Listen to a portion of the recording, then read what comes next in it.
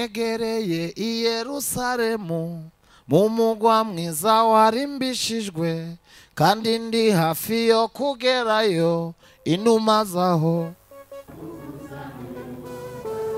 Oho mu biguruka bigirijwe rito inuma niyo ya mbere kandi iri jambo yarivuze ari mu Rwanda ahagaze no ku butaka ariko aravuga ngo inuma zo mu ijuru. Murumva atari bugufi se? Murumva atari bugufi se? Mu ijuru ni bugufi bw'abizera hakaba kure y'abakora ngara kujya mwarika ku nzira ngo muvuge ngo buraca ndi he muhere none ndi mu kirabarobyi b'amafi mubaye abarobyi b'abantu muze tugende bati tuje he ati tuje Yerusalemu ati baradufashe batubonye badufunga. Yesu ati nta wabafata turi kumwe ngo abinjirana mu mujyi wa Yerusalemu abantu barababona bati jyo ababotore babahungu by'abisamba. Yesu ati mubaheruka kera ubu barabatuwe ngo binjira baririmba bati twarabatuwe rwo n'umwami wacu twigishwe ijambo bayinjirana mu mujyi wa Yerusalemu.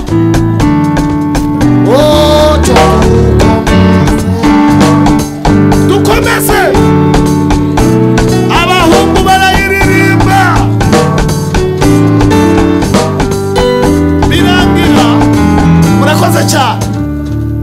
Abantu bati none aba bantu Yesu ubashanye agatse ahubwo ni he badakwiriye kugera ahubwo si batanze umusoro. Yesu atuwuheze atari ko hari umusoro buri wese akwiriye gutanga. Yesu ababwiye Petero ati Petero ihute ku nyanja niwe uzi kwihuta urahasanga ifi uyasamure uyikuremo stateri uza nutanga umusoro mukomeza mutera amakorasi ubuzima bukomeze. Ngo Petero ariruka asanga ifi ayikuramo ifaranga ayisubiza mu mazi araza arishura ubuzima burakomeza. Abahungu ngo batangira kugenda batera amakorasi bati yanyishuriye imyenda nta rubanza birangira bahindutse abantu bakomeye. Umwana w'imyaka 16 abari muri centre leta ibimureba ikavuga iti nata umupolisi azaba umusirikare. Umwana w'imyaka 16 w'umuhungu cyangwa w'umukobwa pastor abamureba ati nata w'umudiyakoni azaba umucuranzi. Abari ahantu heza uwo rero tuvuga ngo ari heza na Satani niho amufatira. Ubu mubona ngo yangirije abantu yabahereye bageze heza ariko arahaza habafatira tukababura.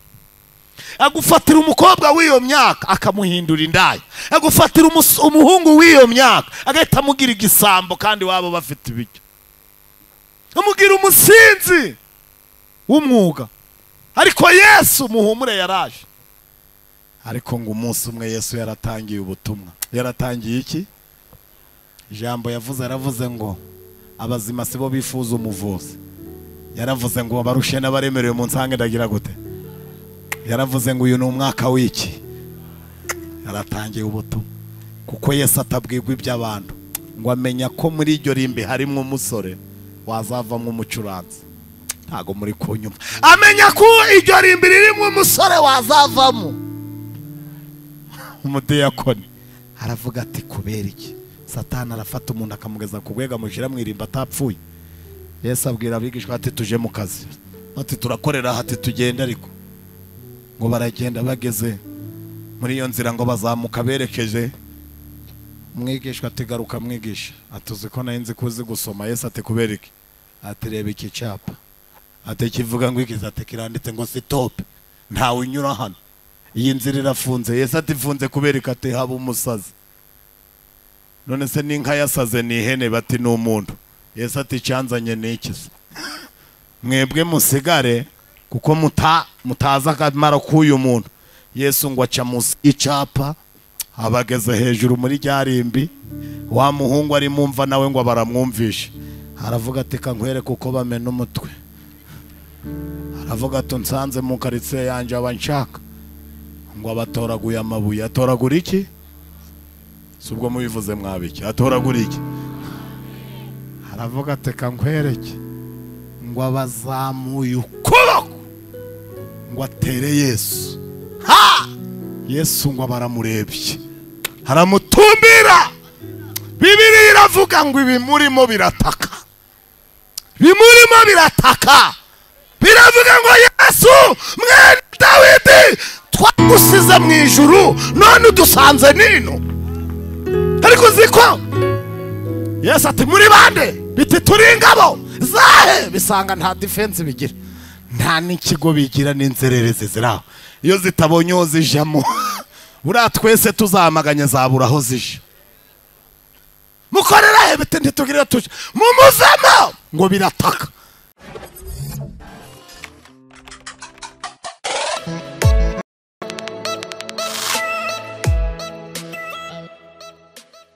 Baravuze ngo kandi ndizera ko abari hano babizi, abari haraguru bari hangana, ijambo ry'Imana riba rito, nta n'umwanya uba muto iyo uvuze mu Imana neza. Amen, amen. Rero turashaka kubihuza. Haleluya. Abateguye iki giterane bari bafite intego, umushumba yivuze, ariko kandi n'umwigisha uhagaze aha, ijambo ry'Imana wabiteguye, wabisengeye, ugomba kuba ufite intego. Amen. Abafite Bibiliya murambure Bibiliya, dusome ijambo ry'Imana. Ndifuza ko tuganira ijambo ry'Imana rifite teme ivuga ngo uwakuremye aragushaka. Uwakuremye kandi ni ijambo rusange ritari ry'umuntu ku giti cye, ni ijambo twese dukwiriye gutekerezaho. Uwakuremye agize gute? Nyeganyezo mwegeranye mubwire uti uwakuremye aragushaka. Twifashishije ibyanditswe bye. Reka dusome Bibiliya muri hangana, turasoma ahantu hageze nko kuri hatatu, ariko ntago bisobanura ko turi butinde. Dusome Itangiriro igice cya 3 ku murongo wa 9 n'uwa 10. Dusome mu izina rya Yesu Kristo. Haranditswe ngo Uwiteka Imana ihamagara uwo mugabo iramubaza iti urihe? Ugize gute? Ugize gute? Uwakuremye agize gute? Arayisubiza ati numvise imirindi yawe muri iyi ngobyi, ntinyishwa nuko nambaye ubusa ndihisha. Ngo agira gute? Reka tureba ahantu yihishe. Dusome mu butumwa bwiza bwa Yesu Kristo uko bwanditswe na Mariko igice cya 3 igice cya 5 ku murongo wa 3. Mariko 5:3 haranditswe ngo yabaga mu mva, nta wari ukibona icyo ashobora kumubohesha naho waba umunyururu, kuko kenshi bamubohesheje ingoyi y'amaguru n'iminyururu y'amaboko, maze ingoyi akayicagagura n'iminyururu akayivunagura. Ntihagira umuntu ubasha kumuhosha. Iteka ryose ku manywa na nijoro yahoraga mu mva no ku misozi asakurizayo yikebesha amabuye. 6 abonye Yesu akiri kure arirukanka aramupfukamira. Tuvuge ngo amen. Arirukanka agira gute? Hindura urupapuro dusome ku murongo wa 20. Kuri icyo gice haravuze ngo aragenda atangira kwamamaza i Dekapoli ibyo Yesu yamukoreye byose, abantu bose barumirwa. Tuvuge ngo amen. Abantu bose bagira ute? Mwambabarira tugasoreza kuri mu murongo uri muri Luka 15:22. Luka ubutumwa bwiza bwa Yesu Kristo uko bwanditswe na Luka 15 ku murongo wa 22. Haranditswe ngo ariko se abwira abagaragu be ati mwihute muzane vuba umwenda uruta iyindi, mumwambike n'impeta ku rutoki n'inkweto mu birenge, muzane kimasa kibyibushe mu kibage turye twishime, kuko uyu mwana wanje yapfuye none akaba azutse, yari yarazimiye none dore arabonetse. Nuko batangira kwishima. Duhuze ibiganza twongere dukomera Imana amaji. Ayo mashini make cyane ariko Mana yanje. Haleluya, haleluya. Abantu bumva nta kibazo bafite mu kanwa bikirize. Haleluya. Aha. Ndashimira Imana muri uyu mwanya. Iyo tumaze kuvuga teme biba bivuze ngo iminota yose dufite turayikoresha kandi byose bikabyara umusaruro. Abantu bakunze gusaba abageni, iyo bageze aho barasaba abageni mu misango, hari umuntu ukunze kuvuga ngo amaguru nayanjye ariko ijambo ni iry'umuryango. Ndagira ngo mbabwire ko amaguru ari ayanjye ariko ijambo ni iry'Imana. Nubwo ari nje muri kubona hano, amaguru nayanjye ariko ijambo ni iry'Imana. Abacuranzi bari hano nabashatse ndababura ngo bicare kuri ibi byuma, kandi ni igitero kimwe na rofure nacyo mugishire mu minota mfite kugira ngo umuntu uri hano wese abyumve. Haleluya, haleluya. Uri hehe mwana w'umuntu, urahamagarwa, uwakuremye aragushaka, garuka mu muntu. Uri hehe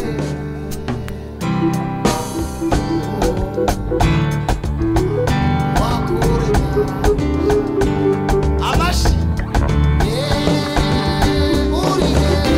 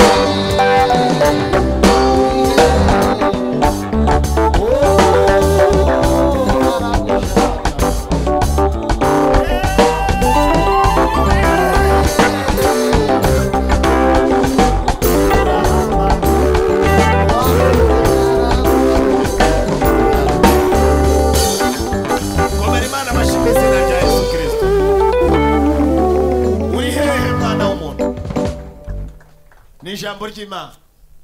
Bibiliya yanditswe ku buryo twebwe abakristo, Bibiliya nicyo gitabo gikuru ku isi, nta gitabo kiragisimbura, nta n'ikizayisimbura. Bibiliya ni ibyanditswe byera.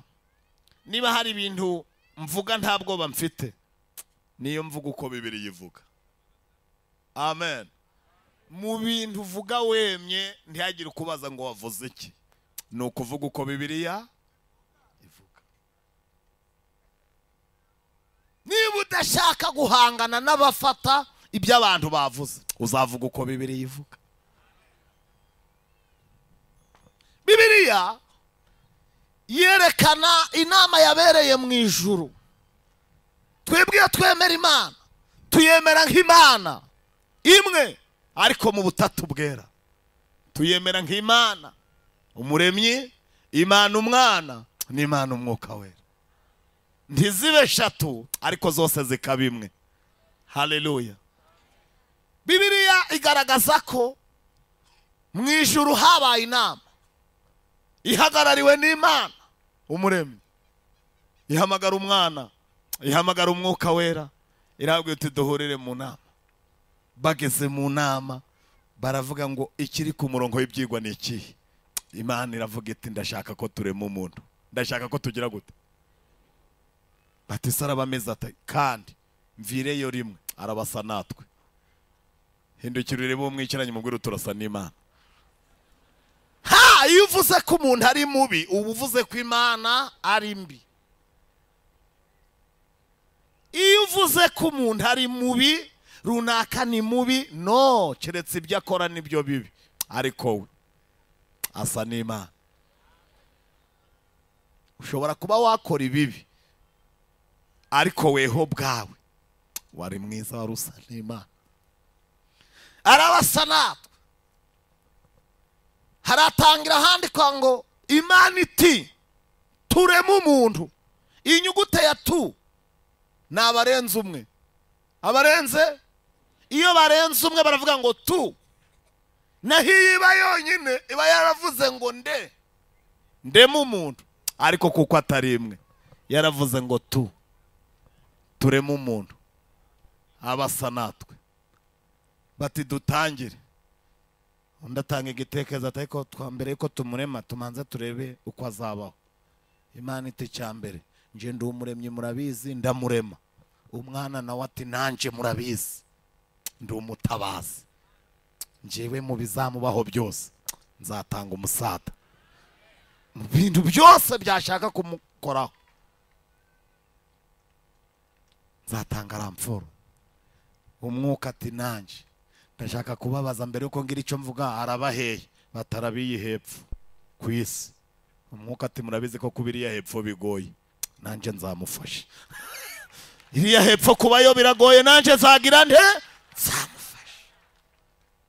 Niyo mpamvu mubona abantu babana n'umwuka wera nta bintu bibagoye, twe dufite umufasha. Bibiliya igaragaza ko muri iyo nama ntabwo batashe ngo bazabikora ubutaha. Ako kanya Imana yahise yunama imurema mu mukungugu imushira hariya. Bamaze kumurema hafi y'ijuru, isi buriya n'ijuru nta rugendo rurerure ruhari, nta rugendo rurerure ruhari. Buriya naha twicaye iyo wujuje ibyangombwa byo kuja mu ijuru, kuja mu ijuru ntago bisaba gutega igare, nta n'indege, nta na moto. Buriya naho twicaye ushobora kugera mu ijuru utavuye aho. Iwacu ni bugufi cyane. Ijuru riri kure y'abakora ibyaha ariko rikaba hafi y'abizera. Ngiye kubabwira ikimenyetso kimwe cyerekana ko mu ijuru ari hafi. Hari umuririmbyi umwe yigeze yuzura umwuka wera hari i Kigali, aravuga ngo negereye i Yerusalemu mu mugwa mwiza warimbishijwe, kandi ndi hafi yo kugerayo inuma zaho. Oho,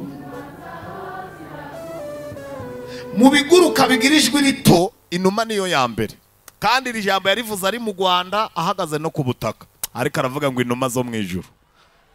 Murumva atari bugufi se? Murumva atari bugufi se? Mu ijuru ni bugufi bw'abizera, hakaba kure y'abakora. Abanyabyaha bo niyo bakwicara mu byogajuru ntibagerayo, ariko abayera b'Imana mu ijuru ni hafi. Imana ibawumugisha. Bibiliya ivuga ko bahise bamurema bamushyira muri Edeni. Kanihute muri Edeni baramubwira ngo iyi ni jaride twateguye mbere yuko tukurema, twabanje kukuremera. Umuntu ati mwarakoze. Ibi biti byose nibyo kurya tugupangiye, ntaho uzahurira n'isafuriya n'imbyiro n'amafurusheti n'amatasi. No, mbese wowe urajya urahindukira gutya usorome pome, nugira hirya urye marikuca, nukata gutya urye manderene, nugana hano urye ipapayi. Byose turabiguhaye, ntabyo kwiri guteka imyotsi gucumbira, urajya urya wowe gusa. Wahera mu gitondo urya ntibizashira rwose. Baramubwira ngo ariko natwe nk'abantu bakuremye, katwe tukuremye ngo ibyishimo byacu, kugira ngo natwe tumenye ko uzaje uha agaciro wakuremye. Ibi biti byose turabiguhaye keretse kiriya gusa nicyo utazarya. Bamurinda igiti kimwe, ariko ibindi byose barabimuha. Reka mbabwire, muri iyo minsi bavuye muri iyo nama ngo barahindukira batembera mu ijuru ryabo, ngo bari bafite umumarayika witwa Rusofero. Witwa nde? Barahindukiye bari gukata mu ijuru. Rusofero ati biteze? Imana iti ni sawa. Ko muri gukata hano muvuye? Bati tuvuye mu nama y'iki yo kurema umuntu. Ko nje mutahindumiye mu baturi iki? Jewe ndi umuririmbyi. Bati umuririmbyi zareme inama y'abapasitori? Kubura umuririmbyi sevuze iki?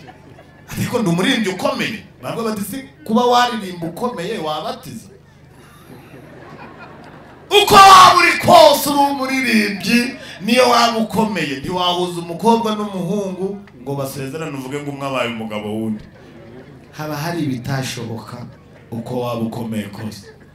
Rusofero ati nanjye n'amakorasi yanjye na za haleluya zanje murazipfobeje munsibya mu nama.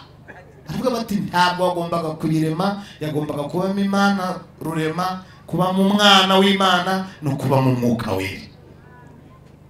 Mumusize hembese bati tumumanuye mwisi hepfa. Sawa, nizere ko nanje bibaye akavuyo birangiye ntacyo abamariye. Niba iyo nama yo kumurema mutayintumiyemo nta munezero muzagira. Imana iti ntaku tonganya umuntu mu rugo rwe manuka iyo hepfo neza cyane umugeri amanuka yibarangura no mwisi ngo mwijuru hahita handi ku ijambo rivuga ngo wasiwe ugushije iki kuko umanukiwe n'iki mwijuru basigara bavuga bati si ubu dukoze iki umuntu turemye tumusize mwisi n'iki gihe hararumbu nacyo tucyohereje mana ngo umwana bahumurije se aravuga ngo humura papa n'ikibesha kikamukoraho nzahita amanuka uhumure umuntu afite asiranse ntabwo twamurebye bidutunguye niyibesha akagira uwo akoraho nzahita ntanga umusaza Imana itamena reka nihute birangira Satani yamanutse mu isi afite ubushobozi bwo kwihindura ikintu cyose kibi cyababaza umuntu umugabo n'umugore bari batuye muri Edeni barya saa sita nimugoroba bafata icyo bashakiye na saa 9 z'ijoro basoroma na saa sita basoroma nta kibazo bafite ariko ngo Satani ahita yihindura inzoka ahita asura abantu muri Edeni asanga umugabo nta uriyo maze iminsi ndi gushaka kubaza abateoloji aho uyu mugabo yari yagiye ko gupagasa bitari byakaza ahantu uyu mugabo yari yagiye ndi kuhashaka n'ingaruka nzahababwira nkasanga umugore ni uriya ati bite madamu ati ni byiza amakuru ni meza ahasi ati niho tuba ati nanjye ndi umushyitsi ndabasuye madamu ati karibu ati bibitiza ati byose ni ibyacu byose se murabirya ati cyane da nakiri yasi kuko yarakize nakiri madamu ati oya kiracyo we Satani ati se ko murya ibibishe ikiryoshye mugakireka madamu ati nta twasuzuguriye yabiduhaye byose ariko iturinda kiri Satani ati mbega ngo iratangana ubugome ibimbi kiryoshye ibaho ibibishe umudamu ati se kiryoshye gute Satani ati nje narakiriye nje nagize gute yewe kubera ko se mbise nkimenya ngewe kirana narakiriye nuko yari bizi ko mukiriye mwamera nkayo ubu mukiriye mwabima madamu ati burya nuko iteye reka twime bizatuma dusobanuka Satani ati rambura ukuboko uzorora kugira ngo umenye ko nge ntabeshe mpangeho nawe uhita ujyaho usangire n'umushyitsi ngo umudamu arambura ukuboko arasoroma aha Satani arajya nawe arajya ati ibingibi ubibikire sheri wawe ibiragiye iravuga iti ndagakoze izongera Imana kuvuga kumurema itabwi iyo iragiye Adamu baraje ati bite madamu ati karibu ku meza ibise n'ibiki ati nibyo nasoroma kwasone kubyo yatubuje ati nuko utagira abashitsi utagira abashitsi hano twakiye umushitsi usobanutse uzi ibintu byose yavuze ngo kiriya ya Imana yatubujije nicyo kiryoshye kandi tuvugana narangije no kukirya nariye Adamu ati wariye ati nariye nawe jyaho Adamu ati ngo sinajya mu giti Imana yatubujije umudamu ati nutajya ndarira bagira amarira hafi niwe bambere ngo nutajya ndagira gute mu bintu bitera ubwoba umugabo rero ni ukubona umugore arize nutajya ndarira Adamu ataho kugira ngo rireza nanjye ngo bararya bombi ako ka ngo amaso yabo arahweza uwa mbere arebye mugenzi bati icyo kibunoso ndati wose kutambaye isutiye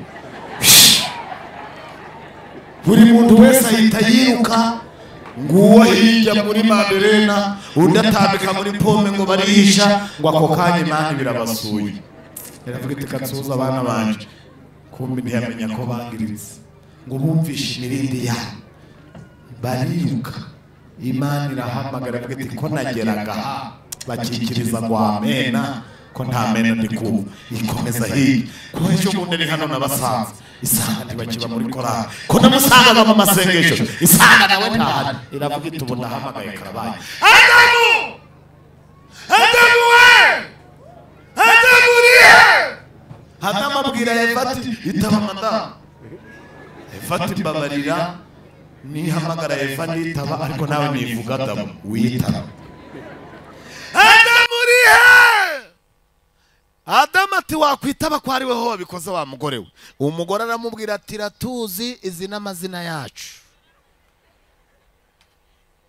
Reka mbabwire nimutera utudukorasi ukavuga ngo iratuzi izi n'amazina yacu, muzashaka ukuntu mwiyaranje museseka maka gatero ukavuga ngo iratuzi izi n'amanyanga yacu, murebe ko barayikiriza. Ntabwo Imana ifite ubushobozi bwo kumenya amazina yacu itazi amanyanga yacu. Iratuzi izi n'amazina yacu, iratuzi izi n'amazina ya, iratuzi izi n'amanyanga yacu. Hari umudirigente wagatambikamo bakakarepeta, bamubwira bati amatora y'umudirije gusa niyagezweho.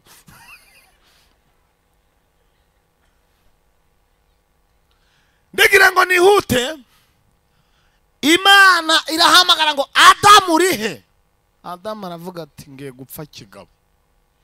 Arahaguruka aravuga ngo Mana ndi hano ariko nambaye ubusa. Imana iti habaye iki Adamu, ninde wabikubwiye ibyo bintu? Ninde wabikubwiye? Ndi hano ariko nambaye ubusa. Imana iti vayo hano. Aravuga ati ubwo urahinguka n'ubwo busa. Ngo abarambuye ukuboko asoroma ibibabi. Asoroma iki? Ngo abidodama agakabutura ubucocera. Ngo n'umudamu adodama akajipo. Ngo barazana imbere y'Imana bunamye bati biteze. Imana iti ko mwe muhagarare mwemye bati ntatwabishobora. Imana iti se habaye kate twakiye umushitsi utari muhire. Bigenda uteze ati ni wowe heje uyu mugore kandi uyu mugore wambujije kumubabaza.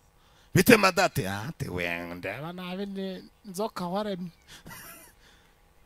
Bite wanzoka wati ntacyo nasubiza. Nabikubwiye ko wamuremye ntahari. Imana yavuga itumva rero sinshoboye kuja impaka n'uwo naremye.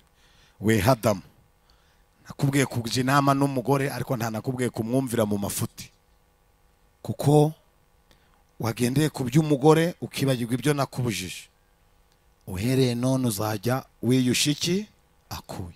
Nawe wa mugore we, kuko wumviye inzoka warugiye kuja uryama udatwite bugaca mu gitondo ufite uruhinja mu rubavu, ariko uzabyara urushe. Nawe wanzoka we, ari weho Satani, tubikubwire ntugire ngo utsinze igitego. Uyu mugore washutse muri we hazavamo umwana azakumena umutwe, azakumena umutwe. Mwese mugende mumva imbere. Inzoki biragiye. Adamu barebye Imana yamuremye ati ariko natwe hari ikindi wadupangira. Imana avuga iti mbapangira ikati imbeho iratwishe. Ngo Imana mu mbabazi zayo ngo ibirambuye ukuboko nararisomye ngo isingira inyamaswa yari hafi aho irayishishimura iyicomoramwo amagufa n'inyama isigarana uruhu irarubambika. Arizo mbabazi zayo. Igira gute? Hayiwe, niba hari ibintu umuntu yambara bikamubera ni ukwambara imbabazi. Mu myambaro ibera umuntu ni ukwambara imbabazi. Reka mbabwire, aho kugira ngo muhendwe n'ibitenge nta mbabazi mufite, mwambara imbabazi. Mwambara imbabazi. Ibindi byose nta muntu wambara imyenda ihenze nta nidahenze. Hahenda imbabazi z'Imana, kandi imbabazi zitangira ubuntu. Baba bambaye imbabazi. Ikintu cyakurikiyeho ngo Imana ihita ibakura mu ngobyi ya Edeni. Ubundi Edeni byasobanuraga urugo rw'ibyishimo. Urugo rw'iki?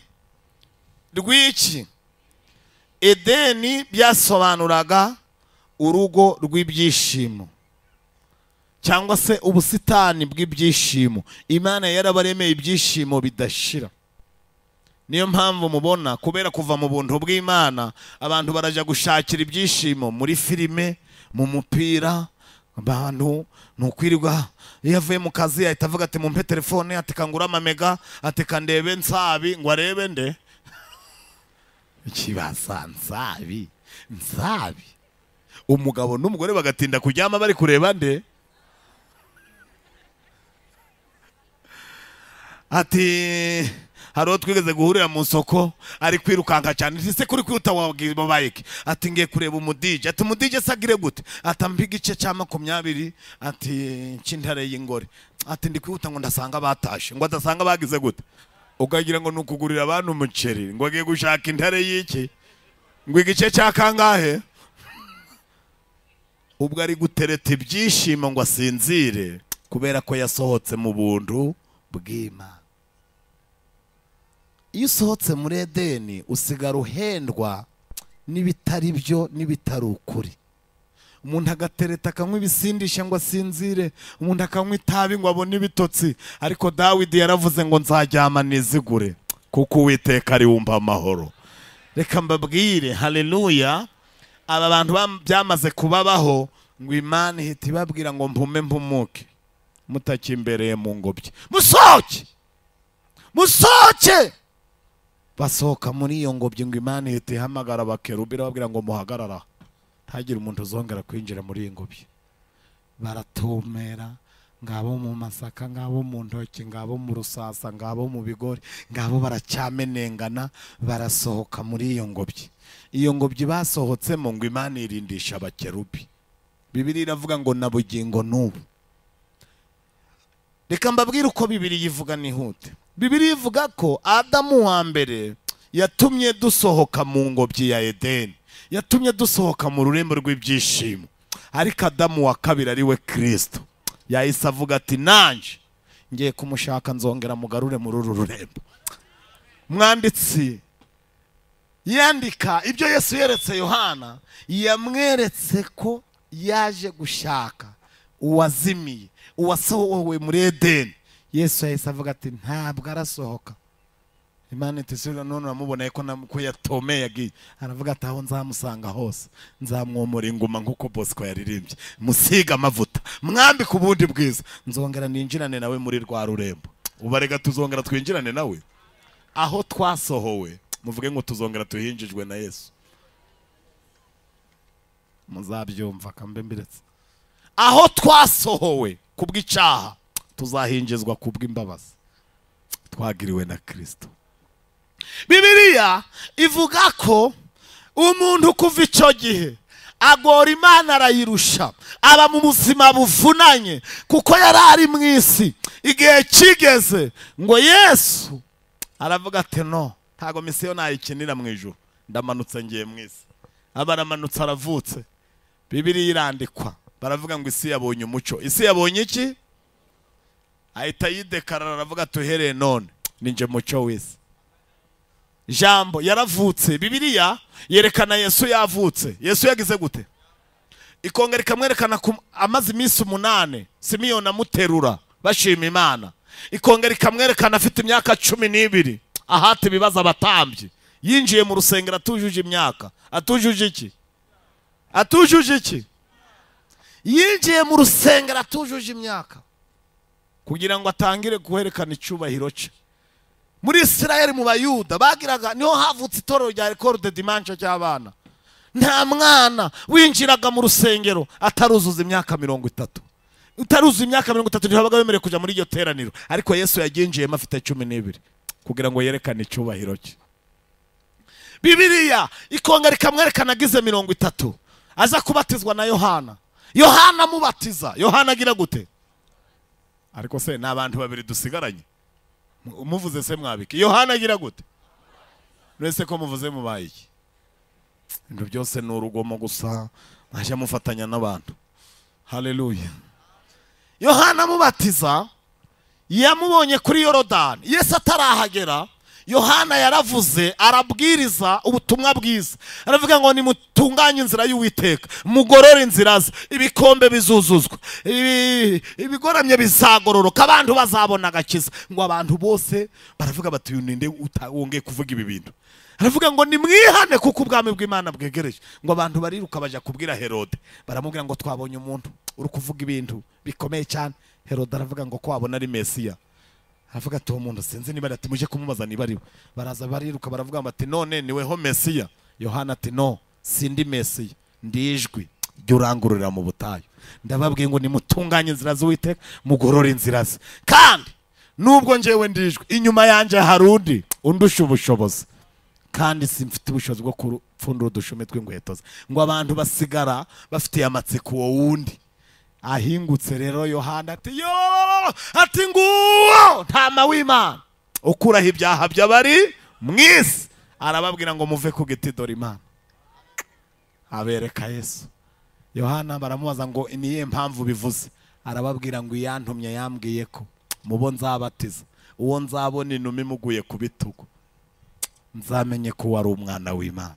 Yohana arababwira ngo nanjye mbibonye rero mpita mbihamya ko uyu ari we mwana w'Imana. Uwo munsi ngo abantu bahoze ari aba Yohana bahita bahindukira babwira Yohana bati nta turabana n'umuyede umufunda hari. Bahita bakomezanya nande na Yesu. Yohana nayo ngo ajabuka mu mazi yerekeza i Yudeya, niho yeretswe iyerekwa rya nyuma rya Herode ko yarongoye umugore wa mwene se. Bahita bamufunga, birangira bamuciye igihanga, akazi ke kari karangiye. Yesu ngo akomeza ubutumwa, ahita aje i Yerusalemu. Aje hehe? Ijambo rya mbere yavugiye i Yerusalemu, yarababwiye ngo umwuka w'Uwiteka ari kuri nje, yanjeho ngo mbwirize ubutumwa bwiza, menyesha abanyabyaha ko yari umwaka w'iki, mbwira imbohe ko zibohowe, mbwire n'ibisenzegeri ko karuhura yaje. Ahita avuga ijambo ryiza, muvuze ngo amena naribabwira. Arababwira ngo mu cyimbo cy'ivu nzabaha amavuta. Cyo bita kuvunja. Mu cyimbo cy'ivu nzabaha iki? Amavuta. Kandi abayuda barabahanga mu gusoma. Esaya yari yarababwiye ngo muri mu buretwa, ariko uburetwa murimo muzabumarwa no gusirwa. Yesu rero abavuze ijambo amavuta, baravuga bati ibintu hari bya bindi byadukura mu buretwa. Abandi bati yarasoje neza nuko yatangiye nabi. Bati yatangiye gute? Yatangiye avuga ngo ashaka kubabarira ibyaha ku buntu, kandi abantu basanzwe bababarirwa ibyaha bazanye ibimasa, inuma n'intungura. None nababarira ku buntu twe tuzakukana iki? Ababwiye abatambyi ati muhumure, kubabarira ngiye kubishira ku buntu, ariko umuntu umaze kubabarirwa nawe nzamutuma ituro aje yihumanure ku rusengero. Abatambyi bati turukumva natwe harimo ikintu. Nta kibazo, bababarira ariko uhita batwoherereza. Muri ibintu byose biranditse, bababarire ariko nabo ugire gute?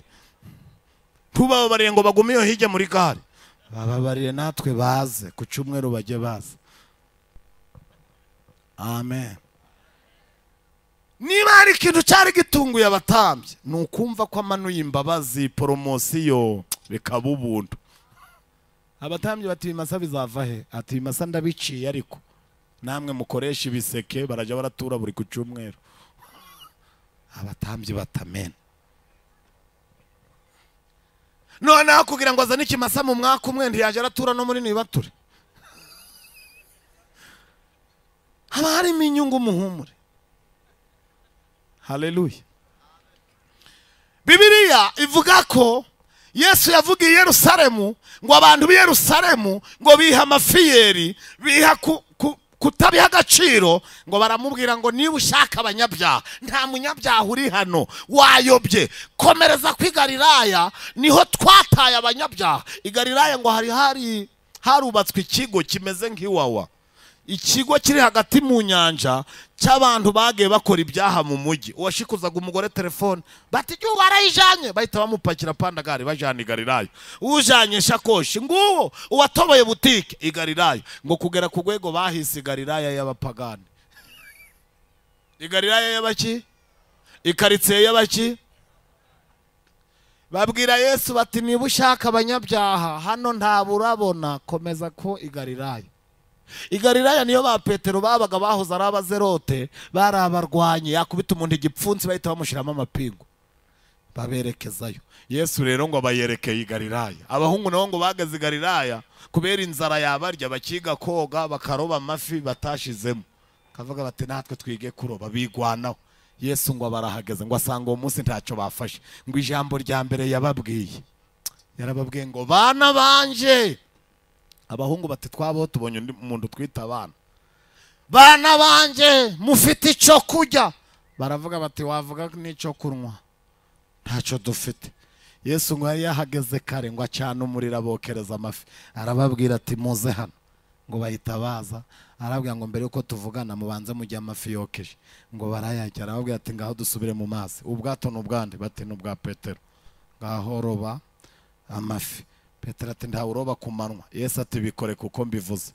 Petero ati rero ngiye gukora amakosa y'akazi, ariko nuko ubivuze, ariko nkurikije ibyo nzi ntawe uroba ku manywa. Yesu ati bikore. Petero ati kuko ubivuze kambikore.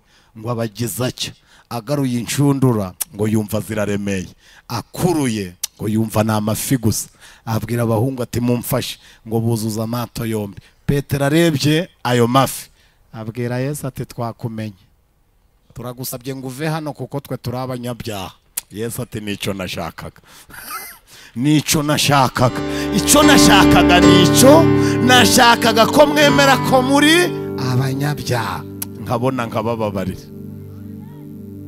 Yesu ahita abababarira, arabeza, arababwira ngo uhereye none nta muzongera kujya mwarika ku nzira ngo muvuge ngo buracya ndi hehe. Muhereye none ndi mukiri abarobyi b'amafi, mubaye abarobyi b'abantu, muze tugende. Bati tuje he? Ati tuje Yerusalemu. Ati baradufashe batubonye badufunga. Yesu ati nta wabafata turi kumwe. Ngo abinjirana mu mujyi wa Yerusalemu, abantu barababona bati jyo ababotore b'abahungu by'abisambo. Yesu ati mubaheruka kera, ubu barabatuwe. Ngo binjira baririmba bati twarabatuwe rwo n'umwami wacu, twigishwe ijambo. Bayinjirana mu mujyi wa Yerusalemu.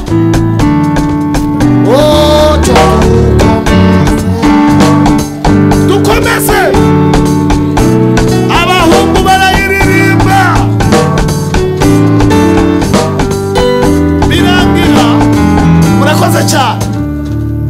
Abantu bati none aba bantu Yesu ubajanye, agatase ahubwo ni he badakwiriye kugera, ahubwo si batanze umusoro. Yesu atuwuheze, atari ko hari umusoro buri wese akwiriye gutanga. Yesu ababwiye Petero ati Petero ihute ku nyanja, niwe uzi kwihuta, urahasanga ifi, uyasamure, uyikuremo stateri, uzana utanga umusoro, mukomeza mutera amakorasi, ubuzima bukomeze. Ngo Petero ariruka asanga ifi, ayikuramo ifaranga, ayisubiza mu mazi, araza arishura, ubuzima burakomeza.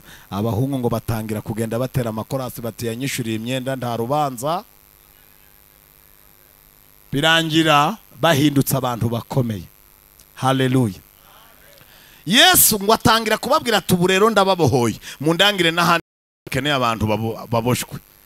Baravuga bati rero twebwe ibyacu byari byoroshe, hari undi mugenzi wacu we yafashwe nk'ibitari ibyacu, ibintu byamufashe birenze ukwemera, sinzi niba wabishobora. Yesu ati bimeze bite? Ati hari umusore mugenzi wacu, ati wabo bagiye kubona babona ibintu biramufashe, ateye abantu amabuye, afata imihoro ngo aratema abantu, agira gute, yibaga adashonje, yarwanaga kugeza kugwega kubita n'ababyeyi be, ibyamufashe ntabyo tuzi. Yesu ati muhumuro wamufashe ndamuzi, kandi niwe wanzanye, niwe ndi kugwana nawe. Uwo muntu ari. Baravuga bati ahantu hari n'ibintu bikomeye, twe tubikubwiye. Yesu ati mubivuge. Baravuga bati cyambere ubu tuvugana atuye mu irimbi. Atuye hehe? Nta kintu arya, nta umugemurira, ntagira saa sita, ntagira nimugoroba, ntagira yiriwa yabira, yasarara, yagira ate, iwabo barahebye. Yesu atari hehe? Bati ngwino tugende. Ngo barambuka bavuye Magadarena. Ngo bambutse, ngo baca muri ya nzira igana aho uwo muhungu ari. Ngo yari umusore mwiza. Nasomye komanteri ya Bibiliya, nsoma imyaka yari afite, yari ari mu kigero cyiza. Ageze mu kigero ngo yari afite imyaka 16. 10 ningahe? Umwana w'imyaka 16 aba ari muri centre. Leta ibimureba ikavuga iti nata umupolisi azaba umusirikare. Umwana w'imyaka 16 w'umuhungu cyangwa w'umukobwa, pastor abamureba ati nata w'umudiyakoni azaba umucuranzi. Aba ari ahantu heza. Uwo rero tuvuga ngo ari heza, na Satani niho amufatira. ubu mubona ngo yangirije abantu yabahereye bageze heza, ariko arahaza aho abafatira tukababura. Agufatira umukobwa w'iyo myaka akamuhindura indaya, agufatira umuhungu w'iyo myaka agahita amugira igisambo kandi wabo bafite ibiryo, amugira umusinzi w'umwuga. Ariko Yesu muhumure yaraje, abaravuze ati nje kumushaka, mundangira aho ari, bati dore inzira irafunze, ati yihe, ati dore icyapa kiranditswe. Naho kumba umuhungu ngo ibi murimo byaramufashe, ngo akora hasi atera abantu amabuye. Abandi bati murakwepa atabica, abandi bati muhamagara iwabo, bahamagaye iwabo bati tubigenze gute ko yasaze. Abandi bati mushake imigozi tumuzirike. Bibiliya yavuze ngo bamubohesha ingoyi, bamubohesha n'iminyururu, ngo ariko bamara kubiboha akabivunagura akabicagagura, kugeza aho Bibiliya yavuze ngo ntihagira umuntu n'umwe ubasha kumuhosha. Nta kindi kintu bagombaga kumumarira. Yarageze ku rwego anywa ntatahe, yarageze ku rwego ava iwabo kugira ngo ajye asambana, agaturugwa akagenda. Nta kindi kintu wamwemerera ngo agaruke mu rugo.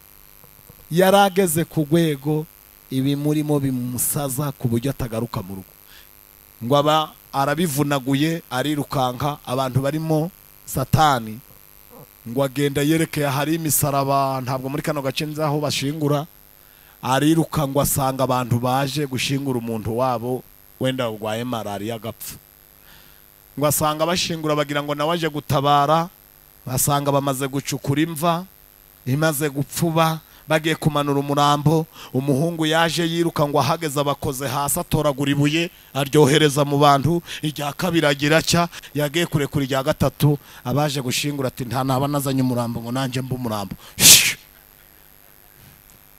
Baba barirutse basiga umurambo aho ngaho, basiga imvi irangaye. Umuhungu abonye birutse, ibi murimo biramubwira biti manuka muri iyo mva. Bahita yimanukiramo, ageze mu mva yicaramo. Bibiliya naha yamusanze iravuga ngo uwo muhungu yageze mu mva, ayirirwamo, ayiraramo, ayimaramo umunsi, iminsi ibiri, icyumweru, ukwezi, kugeza aho Bibiliya yavuze ngo yabagamo. Yagiraga ati twasomye ngo yabaga mu mva, nta wari ukibona icyo ashobora kumubohesha, naho waba umunyururu cyangwa ingoyi. Iteka ryose ku manywa na nijoro yahoraga muki. Ariko mujye muvuga ibyo twasomye, twabisomye muri dictionnaire cyane muri Bibiliya. Yahoraga ku manywa. Noneho ngo ufite ibibazo wari wajamo. Oya weho wari wajamo n'isaha imwe. Ndashimira Yesu ibyo yakoze nibyo byari bikomeye. Maze n'uwo mumva yamukuyemo nkanswe we utari wajamo, ngo surumva ibyawe bitoroshe. Ngo kugera ku rwego yasakurizagayo, abahungu bamanutse bageze ku isantire, barababaza bati ko aka kanya muzamuye umurambo muhise mushingura. Abahungu bati ntuzi ibyo mwene ntuzaradukoreye. Uwa mbere ati nje wibuye rinyuza, uwa kabiri ati nje yaranguyemo ijisho, uwa gatatu ati ahubwo se ntuza wari he ko yamusigaranye yamufashe, ko mutari mwana tubwiye ko yasaze. Abandi bati yatewe n'abadayimoni kera. Abandi bati ntuza murebane murebe, ngo baburamo umuntu umwe, ngo bamubona turutse nkiriya, bati se icyo gihe hararumbu kiraguhitanye. Aravuga ati sha mujye muha Imana icubahiro, twebwe twabohowe na Yesu. Uriya muhunguzi ibintu bimuhaye ati nje wari usigaye inyuma. Ati ndabimwitegereje nkebutse inyuma mbona yamva tumaze gucukura ayimanutse.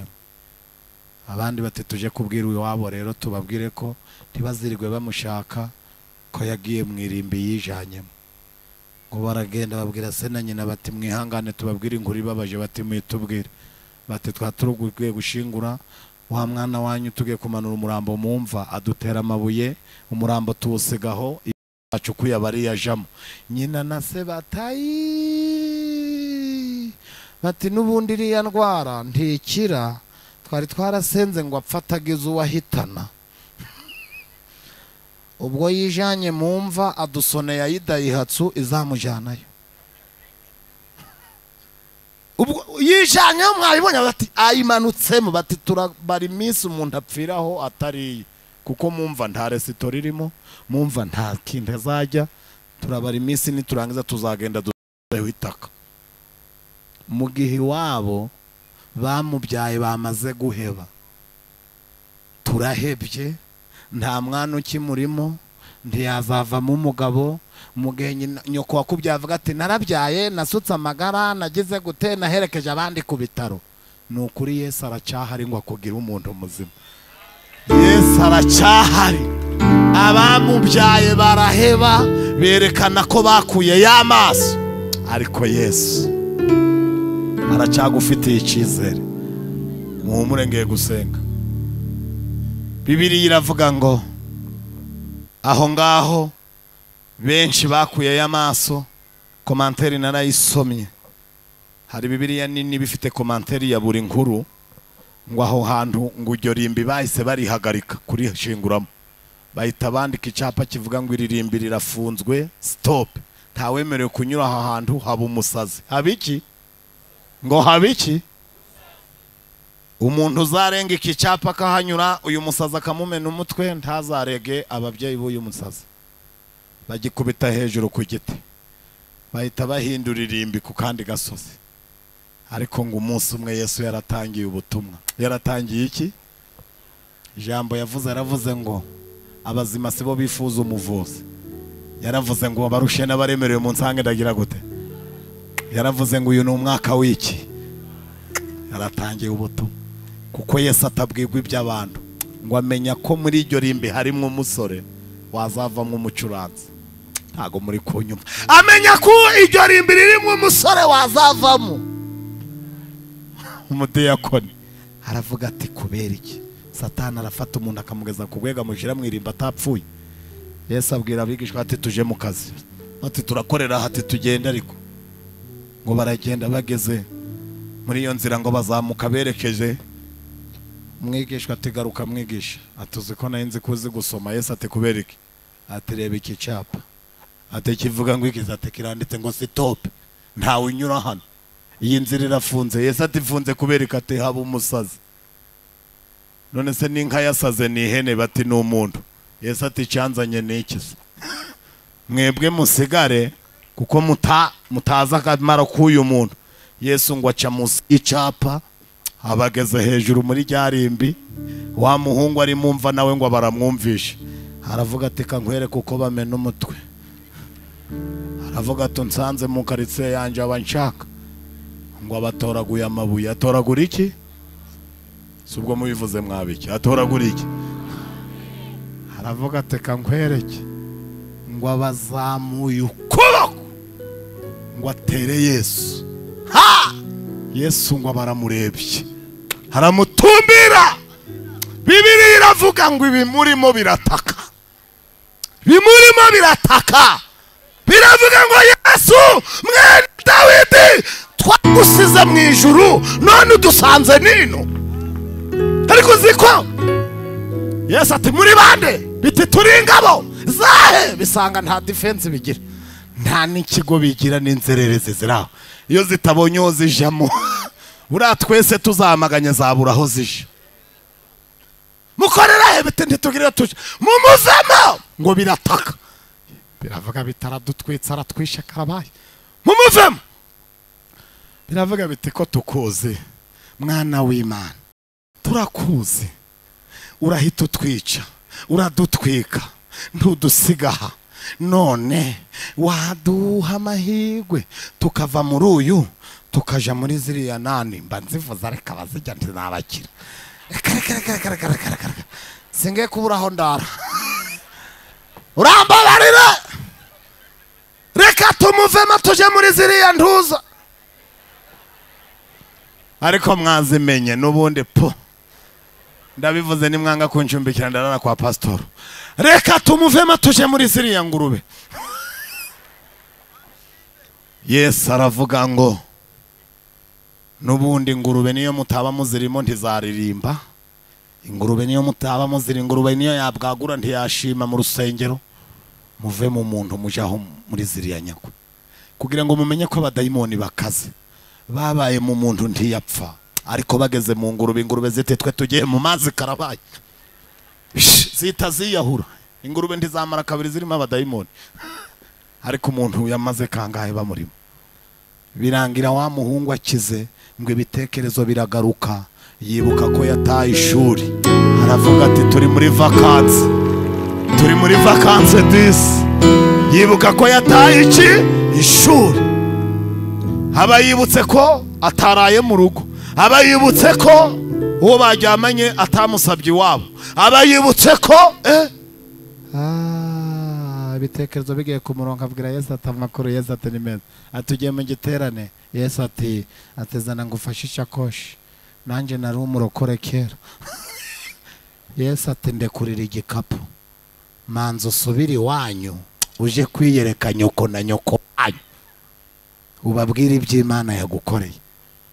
Umuhungu ngo yaragiye. Iwabo babona arakomanza ati mukingure. Bati umusaza ati mama sinasaze barokoreje ubundi bakoze giterane ndi hano. Yo, nawe uri muri babandi bihaniye muri gare nanjye ndimo. Yo yambi Bibiliya twasomye yavuze ngo se amubonye isagize gute. Ariko mubivuze buhoro mana. Sha kuzagarukino. Isagize gute? Ahamagara abagaragu.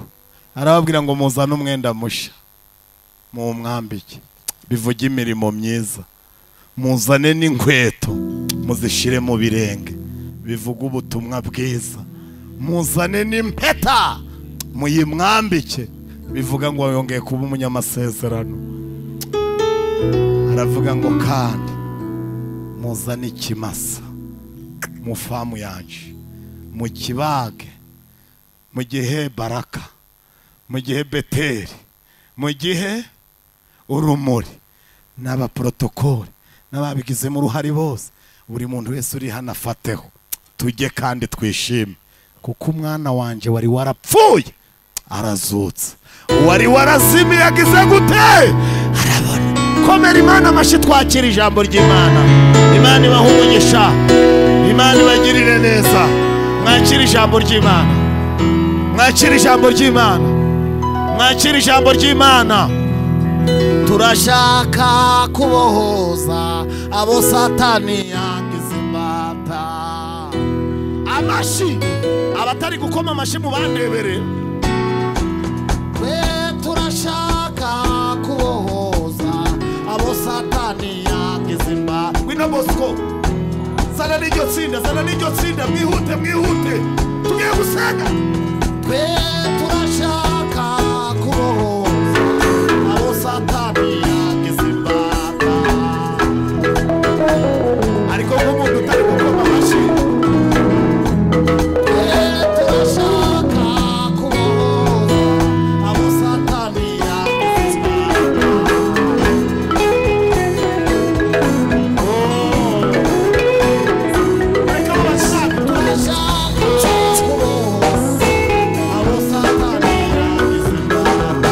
Turashaka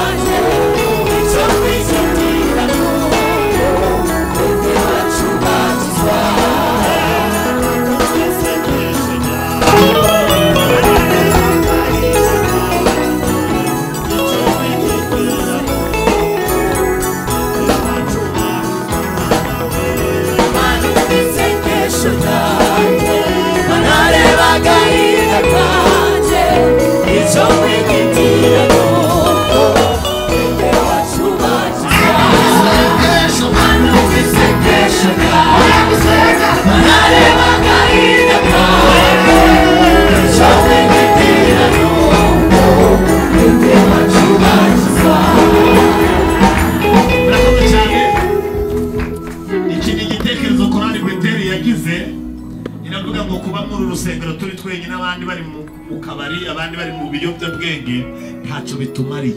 Mana turagusenze turakwinginze bene wacu baze bakizwe. Hariya hepfo hari urusengero rugeretse, haraguru hari urusengero, hariya hari urusengero ukuntu wirirwa mu kabari ukararamo, ibyo bitubabaje.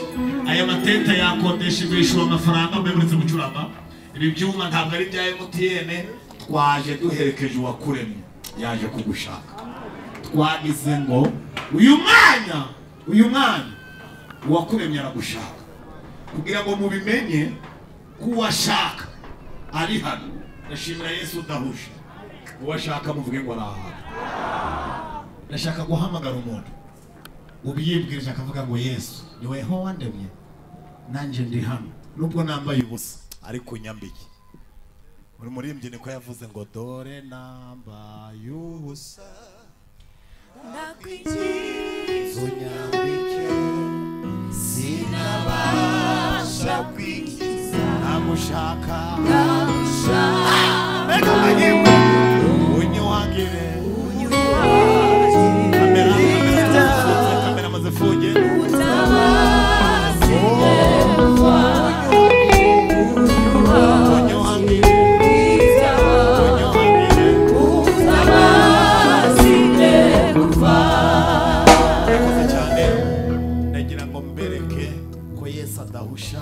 waje hano. Uwo yarashaka yarazi ko barahurira hano.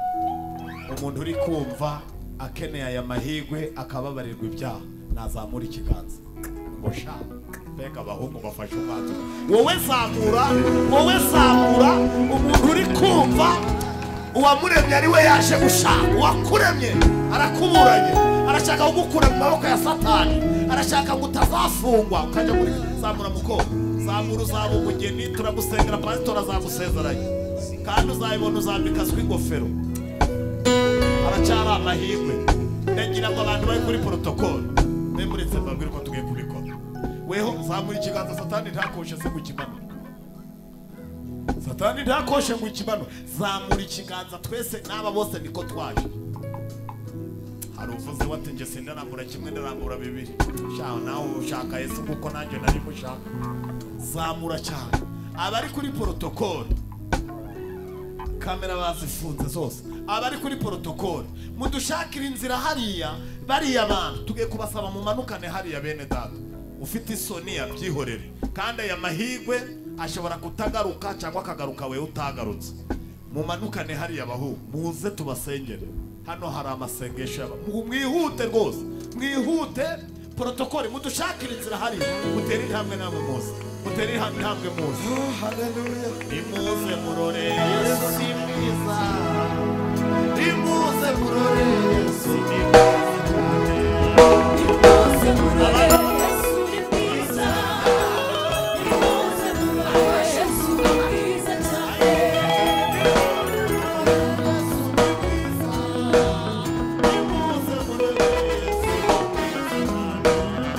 imuze murore Yesu ni mwiza, imuze murore Yesu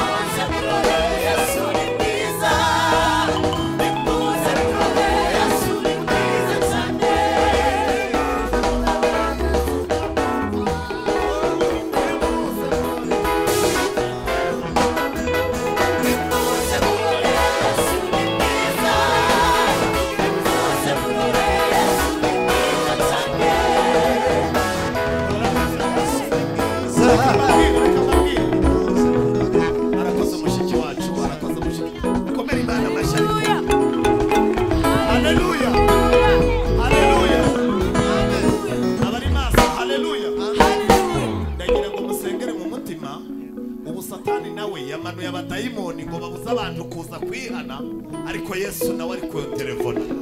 Imana nayo iri ku telefone iri gutanga umusaga, aba bahungu muze mwabakobwa muze mwihana. Imana nayo iri mu kazi.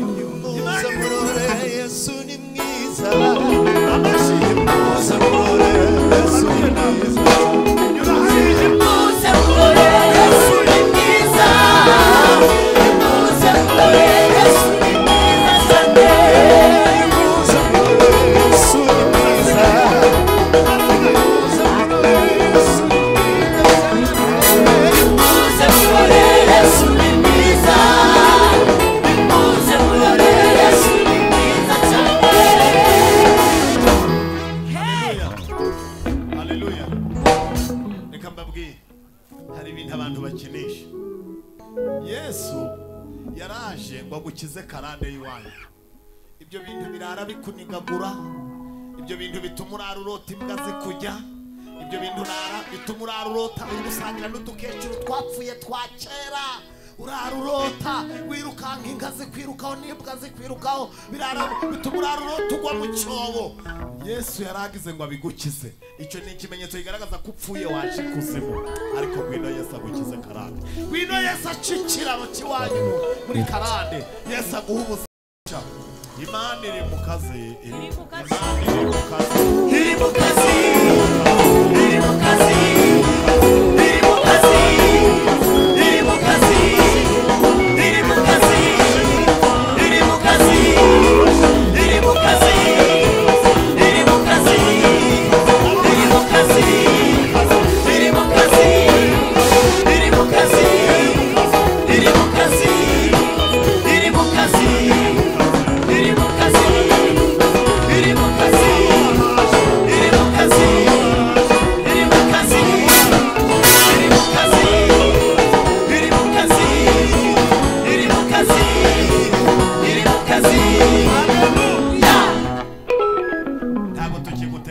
Twavuze mu rurimi wumva, aho uri ntabwo utema imisumari.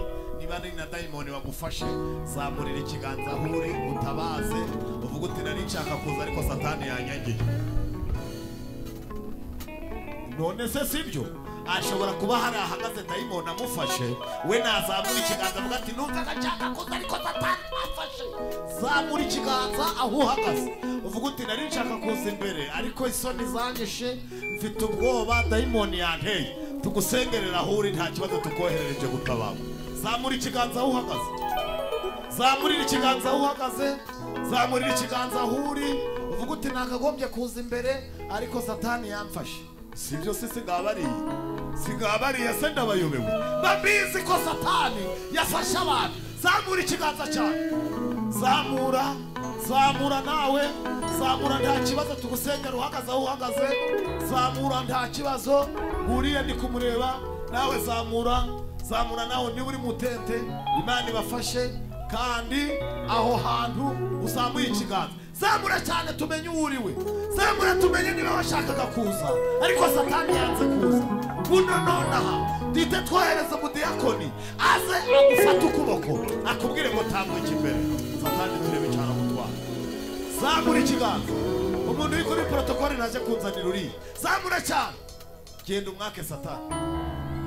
Zamura nawe aho umuntu uri kuri protokoli naje kunzanira uri, uriya nawe vayo. Wino satani turebe cyane gutwara. Ngabo baje, Imana ishimwe. Singaba se ubuse mubaye mutambuke imbere mwana. Mukomere Imana amashi, mukomere Imana amashi, mukomere Imana amashi. Haleluya. Bemere kucuranga. Hano hari operation general. Yesu yamanuye ingabo. Yesu arashaka gukura abantu mu maboko ya satani. Yesu yaje gushaka uwe, yaje gushaka uwe. Ngabo babazanye mushumba, ngabo rwose, ngabo. Hari undi muntu uri kumva ari gutabaza ati nanje rwose nshaka kuza ariko dayimoni yamfashe. Uri hehe mwana w'umuntu? Urahamagara uwakura byaragushaka, garuka mu rugo.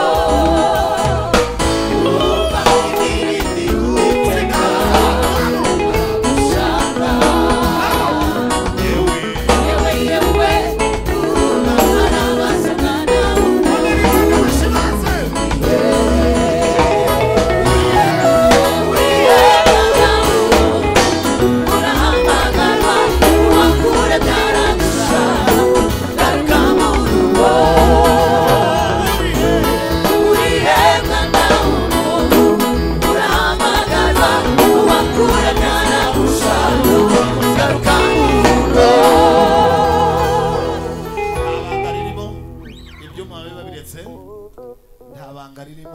mbwire mwe mupfukamye mufite amahirwe kuruta abamuri kubona bahagaze.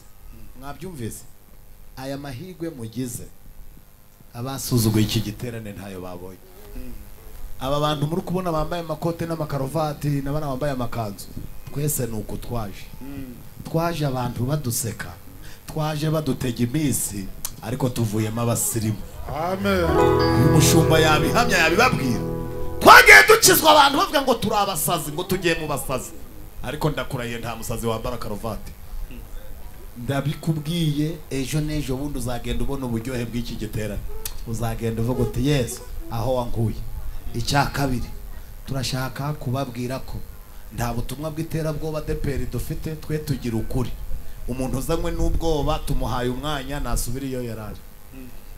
Uzi ko hari ubwoba bumuzanye, ejo budashira agasubira mu byo yararimo. Uzanywe n'ubwoba kavuga ati kanje kwihana ntapfa, oya subirayo. Ariko umuntu uzanywe n'ukuri yumvise akomeza apfukame.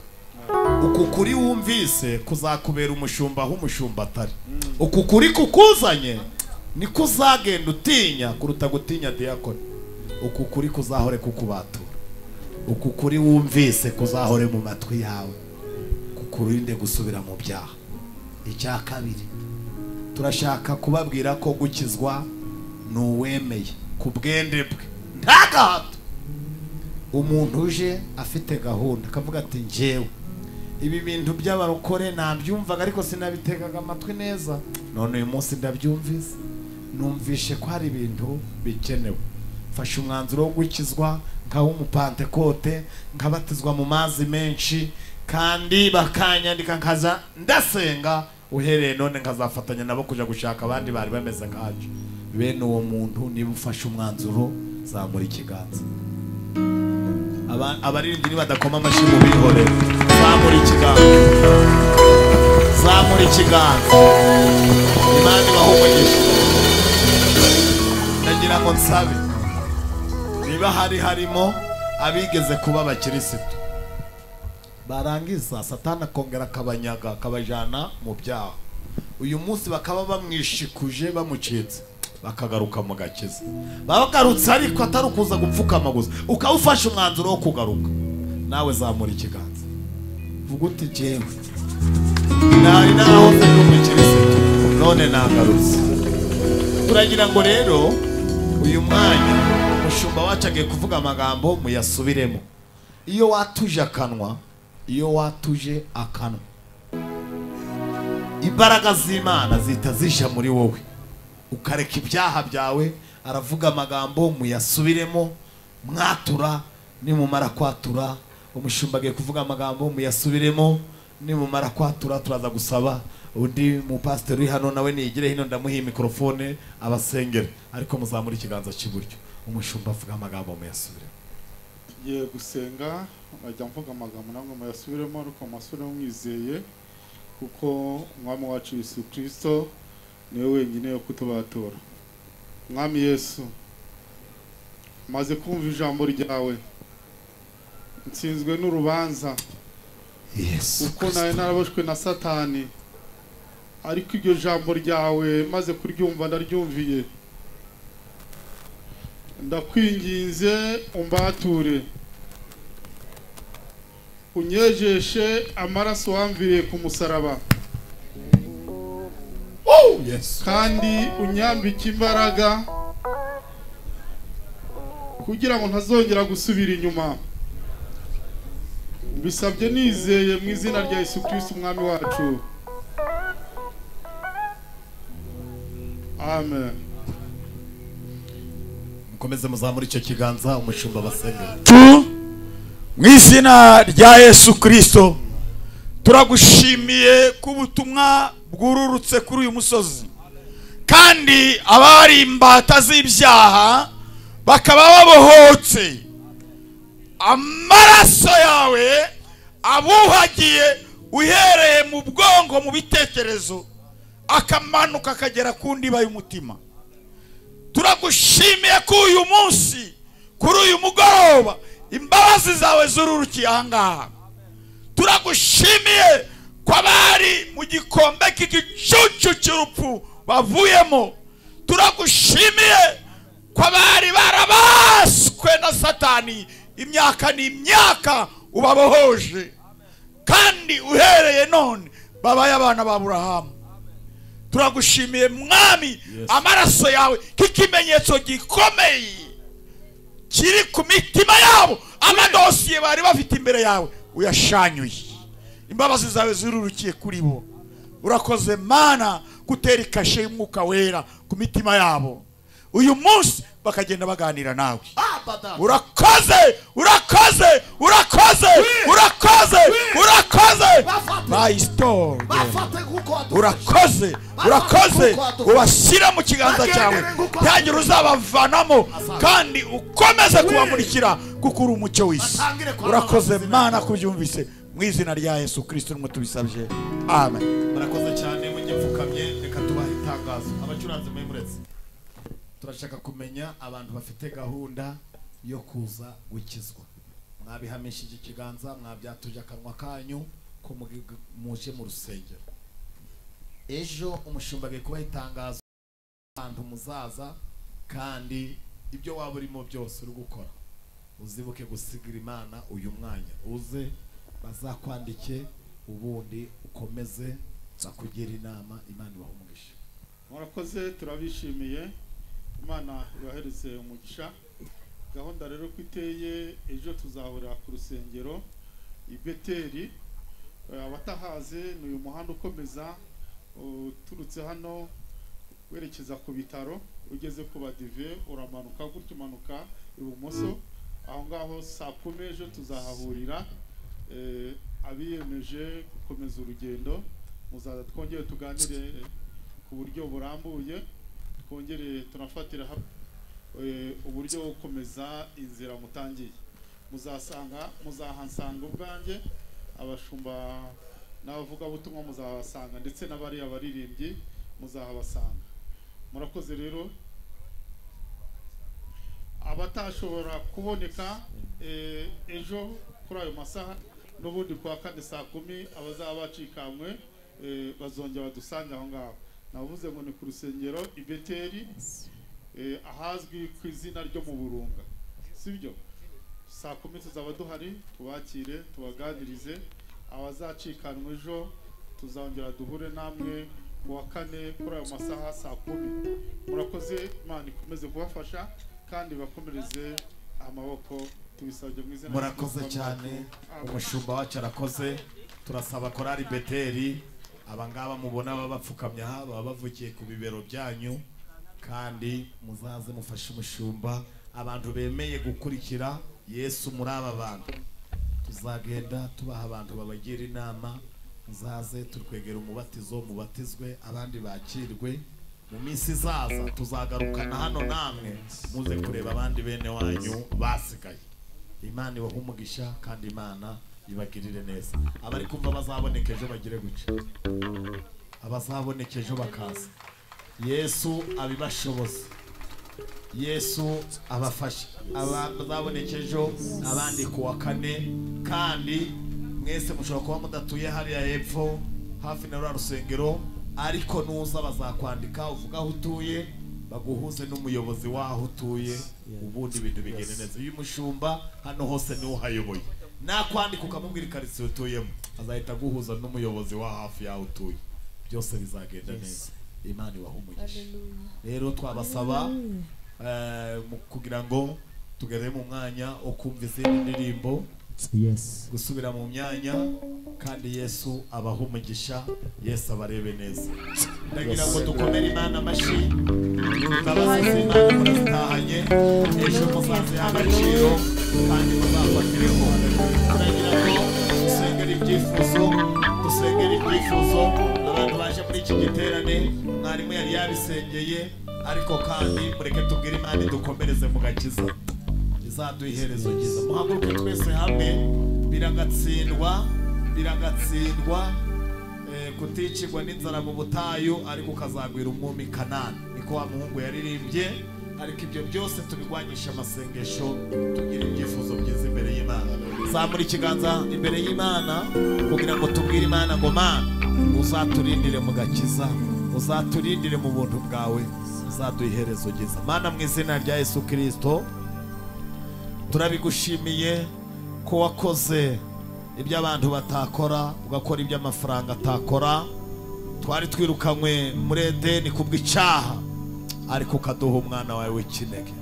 Izi mbabazi watwemereye uyu munsi wa none, korari Beteli ibiteguranye n'itorero, bagize ngo mwami bakubwira batakuzi, ariko natwe tukuzi.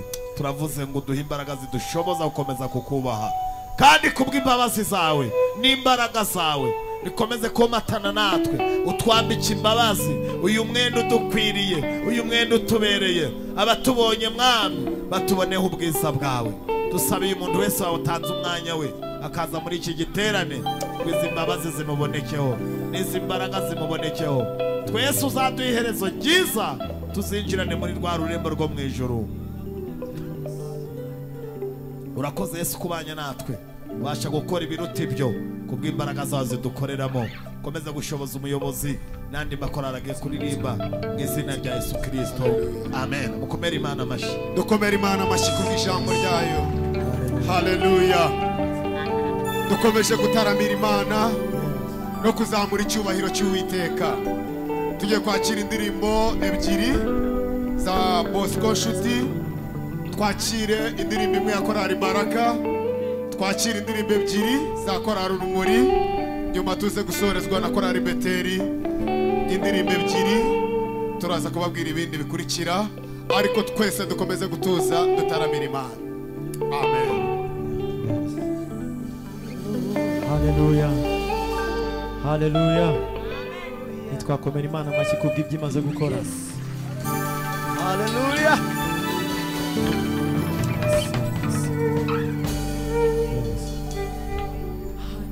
Turirimba